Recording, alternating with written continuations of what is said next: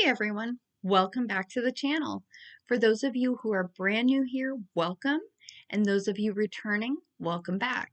My name's Alicia. I'm a 38-year-old single mom of three amazing teenagers, and I'm here to talk about all things cruising.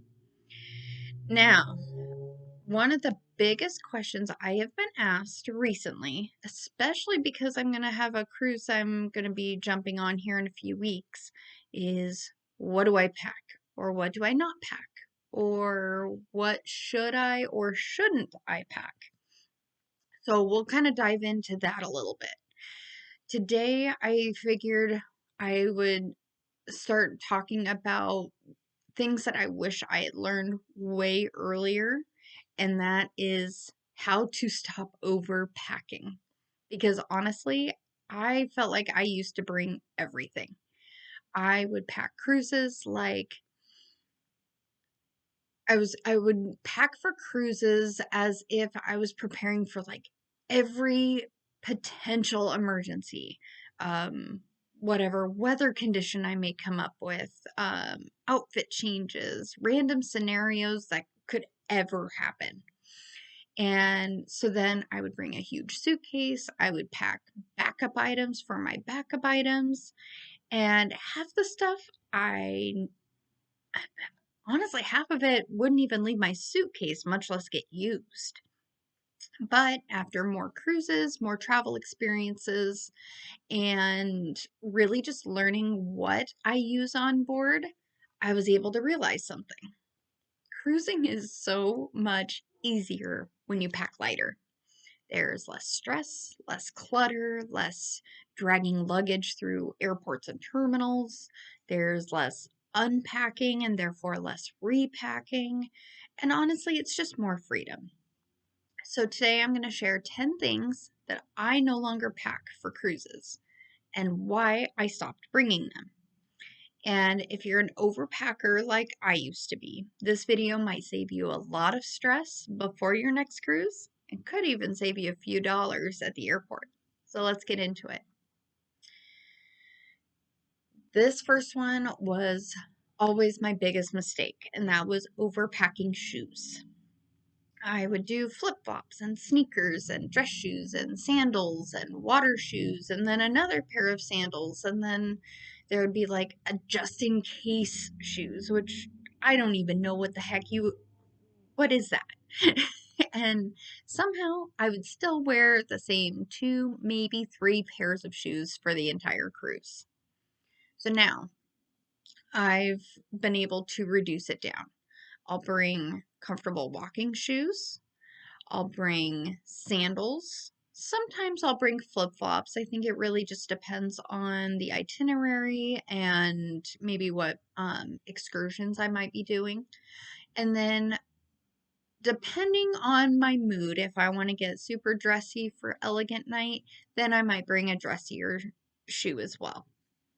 So that's it. Usually 3 pairs of shoes, sometimes 4. It really just depends on a lot of factors for me. Shoes tend to take up so much luggage space and they add a ton of weight. And on cruises, people don't care if you're repeating your shoes, especially on those longer cruises. Comfort matters way more than fashion, and your feet will thank you for packing smarter. Okay, jackets. This one surprised me. So, most cruises are warm weather vacations. So the need for thick coats, bulky jackets, giant hoodies aren't always necessary. And even cooler destinations, usually you only need to worry about having layers. So now I will pack a lightweight hoodie and usually a cardigan. I might pack a thin rain jacket if there is a lot of rain expected in the forecast. Otherwise, I'll leave that at home too. It's usually enough because heavy jackets are bulky, they're hard to store in the cruise cabins, and honestly, they're annoying to carry through the airports. Now, if I'm going to be in Alaska or somewhere else that's cold, that's a little bit different. But for the Caribbean and the Mexican Riviera, I absolutely don't need a winter coat, even if I'm going in the middle of winter.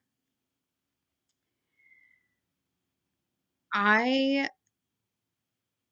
probably my first 2 or 3 cruises, I thought I had to bring my full-size shampoo bottle, my full-size body wash, my full-size conditioner, full-size everything because you never know how much you're going to need in a week. Wrong. Now it's travel sizes. Um, First of all, shampoo and body wash is usually provided by the cruise ship. Now, I'm particular to an extent. um, when I'm on a 1 week cruise, I will handle the generic shampoo that the cruise line offers. That's totally fine. I will, however, bring conditioner because they do not include that in their showers. Um, but my hair gets clean, so I'm not worried about it. Cruise the cruise cabin bathrooms are tiny. The counter space is limited, storage is limited, and honestly, hauling heavy liquids is miserable. So I've learned that those travel size products, they do last longer than people think. And if I truly run out of something, most cruise ports will sell basic toiletries anyway, but I've never had to worry about that. Packing lighter liquids will also help avoid luggage disasters if something leaks. It'll also save you money because there are people who try to do all of their luggage as carry on, which is totally doable. Not always easy, but it is doable. And with those, if you're taking more than 3 ounces, they are going to be discarded when you go through security. So then it ends up being more expensive because you're either losing those full-size bottles or you have to check your bags and then pay the baggage fees. So, if something leaks, then nothing will ruin those vacation vibes faster than shampoo exploding in your suitcase. I may or may not have gone through that once or twice. So, once again, I have learned my lesson. My first couple cruises, I also was notorious for packing jewelry for every outfit. And I'm usually very minimalistic. On a typical day, I might wear a necklace, but I don't do a bunch of rings and earrings and that's just not my thing. I might have studs in my ears, but that's it. Um, but apparently for cruises, I had the idea that I needed earrings and necklaces and purses and belts and hair accessories, like the whole shebang. And most of it stayed untouched. So now I'll focus on a couple versatile pieces. Use simple accessories that can work with multiple outfits. Because cruises are already fun and exciting, you don't need an entire accessory store in your luggage. Plus, bringing fewer valuables will actually reduce stress because I don't want to constantly worry about losing expensive jewelry during vacation. Simple is easier. Okay, number 5 is physical books. Now, I love books, but books can get heavy, especially if you're bringing multiple for a longer cruise. Now, I typically will do audiobooks, or I might have downloaded ebooks that are on my phone or my laptop. One small device can hold hundreds of novels, and it saves a shocking amount of suitcase space and weight. I might occasionally bring one book if I'm really excited about it or I'm in the middle of it before, that I had started before my trip began. But I don't bring stacks as a just in case because realistically, I'm going to spend more time enjoying the ship than reading a bunch of novels. Okay, ladies, hair tools. hair accessories. This one would take up, I would guess, probably about a third of my suitcase. It was insane. I'd bring my hair dryer, my curling iron, my straightener, multiple hair brushes, extra styling products. So now I'm simplifying it. Most cruise cabins already have hair dryers, so you don't need to worry about bringing yours from home. Usually, I'll pick one styling tool instead of multiple. So I might bring my hair straightener or I might bring a curling iron because they're very versatile. You can style your hair in a number of ways with that one tool. I will also utilize the travel size mousse or hairspray. But I've also started embracing simpler hairstyles. Humidity and ocean wind are going to do what they want anyway. So the less time I am stressing over perfect hair, the more time I get to actually enjoy my vacation. And honestly, the photos still look great. So what does it matter? Okay, a bulky beach bag. Now this was one that I learned very quickly, luckily. But my very first cruise, I brought a big old beach bag because I really didn't know what to expect. So now I'll use a foldable tote or a lightweight backpack. Sometimes I'll even use the backpack that I used for my carry-on when I was going through the airport. It works perfectly. Uh, Cruise cabins have that limited storage space, so bulky items just become annoying super fast. And most of the time, I only need something simple for sunscreen, a towel, water bottle, my phone, maybe a book. I don't need my entire life on the pool deck or even in port. So I try to be very minimalistic and just bring what I absolutely need to bring. Okay, this next one might be kind of controversial, but my first few cruises, I packed way too many swimsuits. Like one for almost every day of the cruise, too many. Now I'll bring two, maybe three, because swimsuits will dry surprisingly fast on board. You can rinse them out, hang them in the shower on the clothesline. And when I'm on the cruise, I will show you where that clothesline is because it's kind of hidden away unless you're looking for it. And honestly, no one's going to remember if you wore the same swimsuit 2 days ago. Cruises are supposed to be relaxing, they're not a fashion competition.